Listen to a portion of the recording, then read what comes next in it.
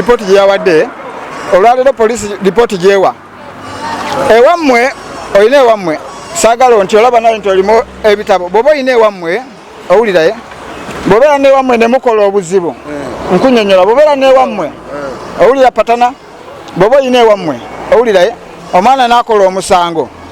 weerungiya mangu ewa taata si bwe kiri tuli ku nsonga ya poliisi gyawadde kati poliisi byonna byayogedde ekituufu kiri nti bifu wabula beetaasa okitegedde biki wabula bakola batya awo kati nze ngabyo ebiramu byebiriwa mbuuziza bulungi ebiramu byebyokuba nti Uganda mwetaaga nze nzije mbabulira ebiramu byebiriwa lwaki olwaleero buli omu yeetadde watuufu si mutuufu kati gwe weetaagisa okujja okubulira abantu webale nnyo gwe ebintu obitegera byonna ku lwaki tolina kye bakubuzanga ekisooka tewali nze Uganda tewaliwo ategeera nsinga kati olwaleero nkubulira nze tapulutu ya Uganda gweoba oyagala ebituufu saba nze nfune sente zindeeta ntuule nga sina bingoba owulidde kuba nekindiisa akakola kange kano si nti byenjagala wabula kanyambako okugonza obulumi bwange nembeera mu field nga ntuukiriza ebyetaago byange ebitini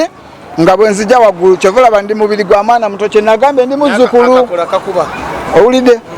kakati olwaleero poliisi ripooti gye yawadde si ntuufu naye yeetaasa omwana wa taata gwayagala bamukubye kakati ono omulala bw'aba ayagala okwerungiya ewa taata ani yakubye omwana